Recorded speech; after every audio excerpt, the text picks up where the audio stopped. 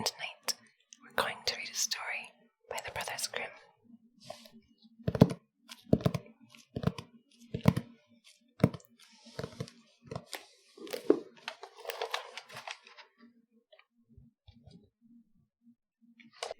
Clever Gretel. There was once a cook named Gretel who wore shoes with red heels, and when she walked out with them on, she turned herself this way and that and thought, "You certainly are a pretty girl." And when she came home, she drank, in her gladness of heart, a cup of wine, and as wine excites a desire to eat, she tasted the best of whatever she was cooking until she was satisfied and said, "The cook must know what the food is like." It came to pass that the master one day said to her, "Gretel, there is a guest coming this evening. Prepare my 2 fowls very daintily." "I will see to it, master," answered Gretel. She killed 2 fowls, scalded them, plucked them, put them on the spit, and towards evening set them before the fire that they might roast. The fowls began to turn brown and were nearly ready, but the guest had not yet arrived. Then Gretel called out to her master, "If the guest does not come, I must take the fowls away from the fire. But it will be a sin and a shame if they are not eaten directly when they are juiciest." The master said, "I will run myself and fetch the guest." When the master had turned his back, Gretel laid the spit with the fowls on one side and thought, "Standing so long by the fire there makes one hot and thirsty. Who knows when they will come? Meanwhile, I will run into the cellar and take a drink." She ran down, took a jug, said, "God bless it to your use, Gretel," and took a good drink, and took yet another hearty drink. Then she went and put the fowls down again to the fire, basted them, and drove the spit merrily round. But as the roast meat smelled so good, Gretel thought, something might be wrong. It ought to be tasted. She touched it with her finger and said, "Ah, how good fowls are! It certainly is a sin and a shame that they are not eaten directly."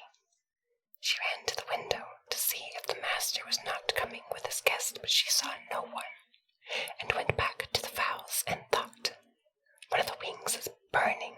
I'd better take it off and eat it." So she cut it off, ate it, and enjoyed it, and when she had, she thought, "The other must go down too, or else master will observe that something is missing."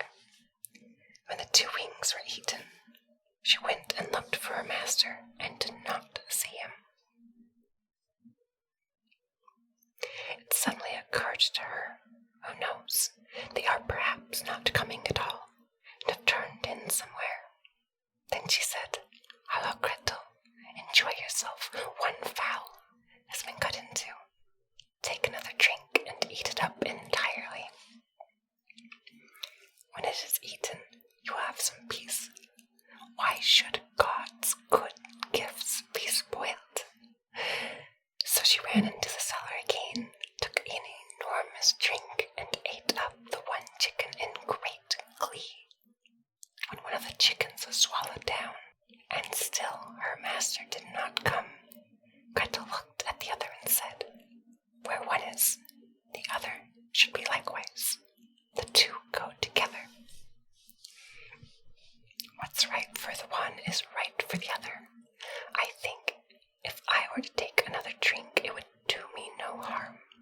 So she took another hearty drink and let the 2nd chicken rejoin the 1st. While she was just in the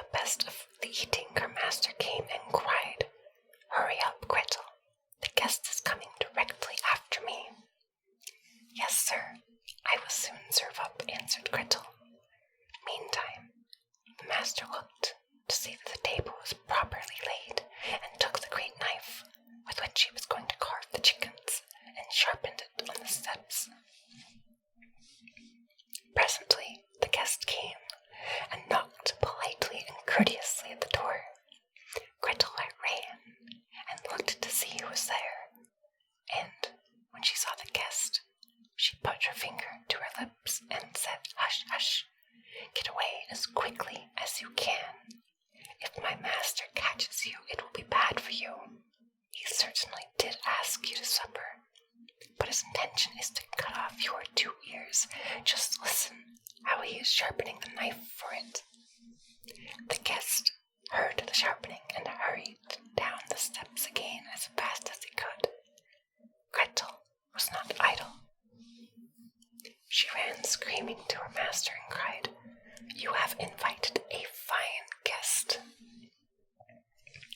"Why, Gretel, what do you mean by that?"